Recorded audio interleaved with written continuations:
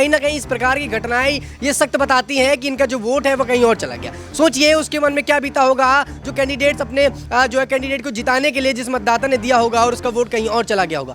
ये खबरें काफ़ी ज़्यादा हैरान करने वाली हैं। ऐसे में चुनाव आयोग को कड़ी से जो है कार्रवाई करनी चाहिए। सोचने वाली बात है कि इतने इंतजाम किया अगर जाते हैं इस प्रकार की सुरक्षा के जो है यहाँ पर बात बताई जाती है तो ये फिर सारी समस्याएं और सारी घटनाएं देखने को हमें कैसे मिलती हैं। अगर वहाँ पर भारतीय जनता पार्टी के नेता खुद को अधिकारी के तौर पर यहाँ बताते हैं कि सारा काम हो रहा है तो ये घटनाएं सामने क्यों आती हैं। वहीं कुछ अधिकारियों की अगर बात करें तो यहाँ पर अधिकारी जरूर इस पर लिप्त हो सकते हैं, क्योंकि यहाँ पर कोई भी बीजेपी का नेता या फिर कोई भी विपक्षी नेता खुद के ऊपर ये बात नहीं लेगा, क्योंकि चुनाव का माहौल है और ऐसे में सुप्रीम कोर्ट के पास लगातार नेताओं की आवागमन चालू है।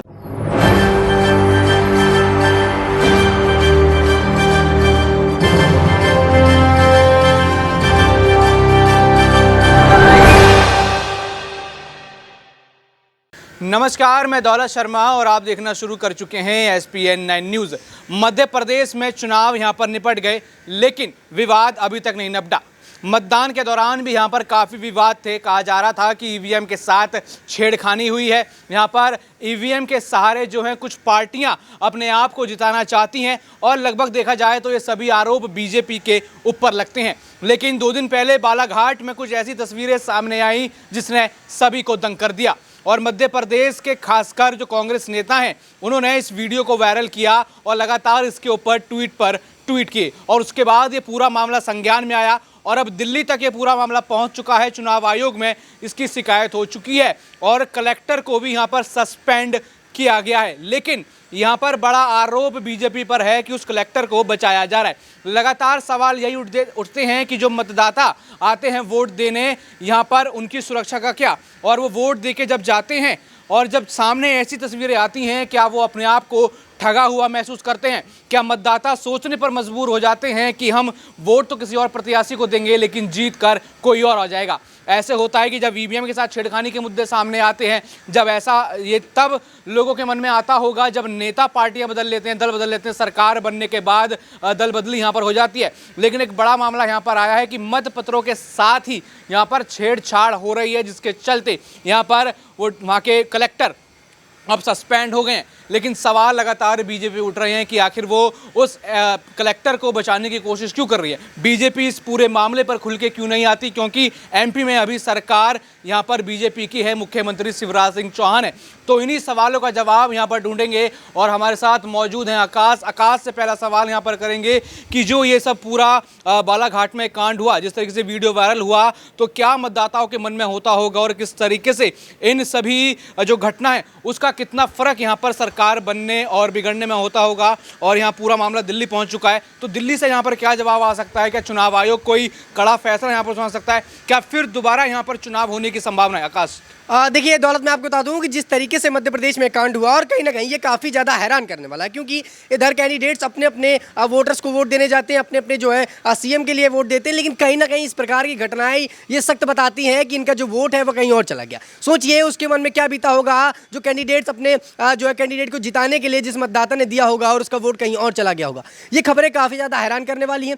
ऐसे में चुनाव आयोग को कड़ी से जो है कार्रवाई करनी चाहिए, क्योंकि चुनाव आयोग यहाँ पर बड़ा जिम्मेदारी जो है उसकी भी निभाने वाली बात होती है, क्योंकि देश में विधानसभा चुनाव चल रहे हैं और ना सिर्फ विधानसभा चुनाव, अगर केंद्र के भी चुनाव होते हैं तो यहाँ पर चुनाव आयोग को कहीं ना कहीं अपना ध्यान रखना चाहिए और जो सुरक्षा है उसके इंतजाम करने चाहिए। अब देखिए कि जितने भी विधानसभा चुनाव हुए कहीं ना कहीं सुरक्षा में चूक हमें देखने को मिली। बात करें छत्तीसगढ़ में, वहाँ भी तो बम विस्फोट की काफ़ी खबरें आई। मिजोरम में काफ़ी ज़्यादा EVM खराब होने के मसले सामने आए। तो कहीं ना कहीं ये लगातार जिस प्रकार की EVM की बातें चल रही हैं और देश के अंदर ये घोटाले चल रहे हैं, ये चुनाव आयोग को अपने संज्ञान में लेनी चाहिए और इस पर बड़ी कार्रवाई करनी चाहिए और उसके साथ सुप्रीम कोर्ट को कोई इस पर ऐसा फैसला लेना चाहिए जिसके बाद ये सारी चीज़ें बंद हो जाए।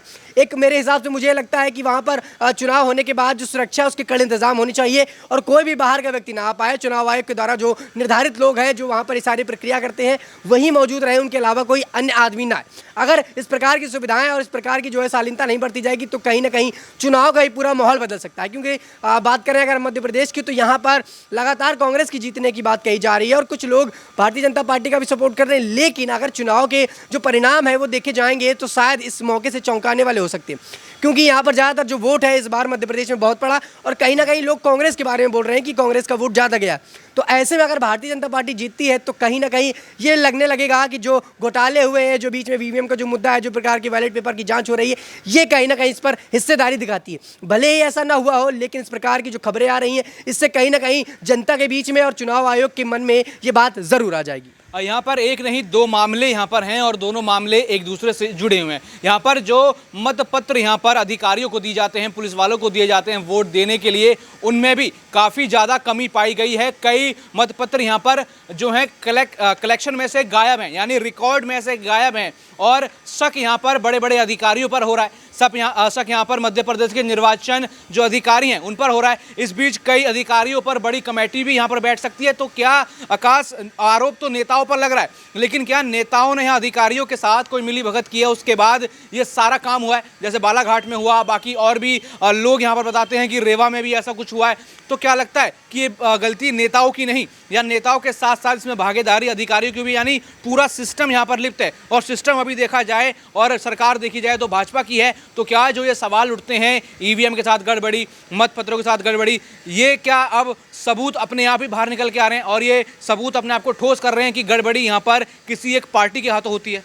जी वाकई में देखिए, जिस प्रकार की खबरें बाहर आ रही हैं उससे लग तो यही रहा है, लेकिन मुझे नहीं लगता कि जो ईवीएम का मुद्दा लगातार देश में उठाया जाता है उसकी वजह से हो रहा हो, क्योंकि ईवीएम एक बड़ी प्रणाली है और उसके साथ चुनाव देश में हो रहे हैं और ऐसा बहुत समय से हो रहा है। और ऐसे में लगातार जो विपक्षी पार्टियां हारती हैं या कोई भी पार्टी हारती है तो ईवीएम को एक एजेंडे के रूप में इस्तेमाल करती है। लेकिन जो बालाघाट में देखने को मिला वो काफ़ी ज़्यादा हैरान करने वाला था और इस पर काफ़ी ज़्यादा चिंता करने वाली बात है और सोचने वाली बात है कि इतने इंतजाम किया अगर जाते हैं, इस प्रकार की सुरक्षा के जो है यहाँ पर बात बताई जाती है, तो ये फिर सारी समस्याएं और सारी घटनाएं देखने को हमें कैसे मिलती हैं। अगर वहाँ पर भारतीय जनता पार्टी के नेता खुद को अधिकारी के तौर पर यहाँ बताते हैं कि सारा काम हो रहा है, तो ये घटनाएं सामने क्यों आती हैं? वहीं कुछ अधिकारियों की अगर बात करें तो यहाँ पर अधिकारी जरूर इस पर लिप्त हो सकते हैं, क्योंकि यहाँ पर कोई भी बीजेपी का नेता या फिर कोई भी विपक्षी नेता खुद के ऊपर ये बात नहीं लेगा, क्योंकि चुनाव का माहौल है। और ऐसे में सुप्रीम कोर्ट के पास लगातार नेताओं की आवागमन चालू, आप देख रहे हैं कि आम आदमी पार्टी की मुश्किलें किस प्रकार बढ़ी हुई है।